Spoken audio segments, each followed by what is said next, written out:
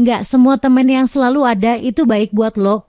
Kadang yang paling sering lo temuin justru yang paling ngeracunin hidup lo.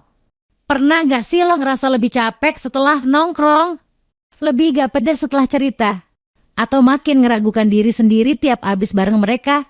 Bro, sis lo mungkin belum sadar tapi bisa jadi lo lagi deket banget sama teman yang bikin lo stuck.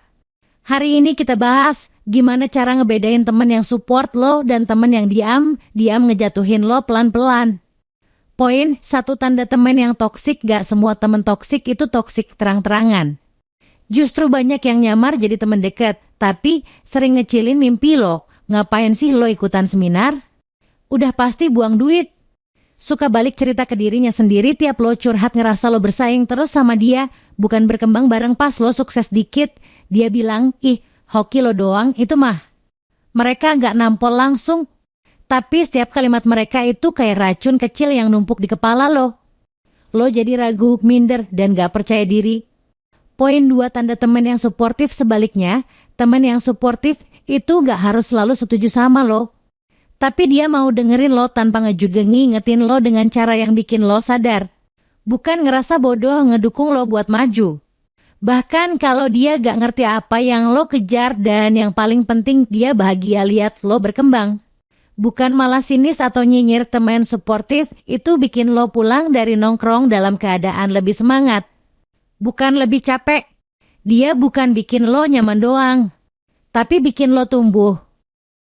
Poin 3, gimana sadar dan ngambil sikap. Kadang lo udah tahu mana yang toksik, tapi lo masih bertahan. Kenapa? Karena udah temenan dari lama, takut dicap ninggalin, ngerasa gak enak. Tapi bro, jangan pertahanin hubungan yang bikin lo ngerasa kecil. Karena semakin lo biarin, semakin lo kehilangan diri lo sendiri. Lo gak harus drama. Gak harus unfollow langsung. Cukup tarik jarak pelan-pelan. Kurangi akses mereka ke hal-hal penting dalam hidup lo. Lo berhak punya teman yang bikin lo ngerasa cukup. Yang dukung lo meski lo lagi jatuh. Yang gak saingan, tapi saling dorong biar sama-sama naik. Jangan bertahan di lingkaran yang bikin lo ragu sama diri sendiri. Sekarang gue tanya, siapa teman yang benar-benar support lo selama ini?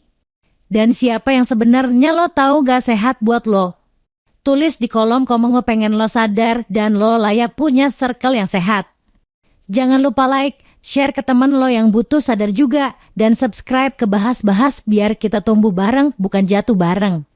Ingat, lingkungan lo bentuk lo. Teman bisa jadi bahan bakar atau bisa jadi beban. Lo pilih yang mana? Sampai ketemu di video selanjutnya.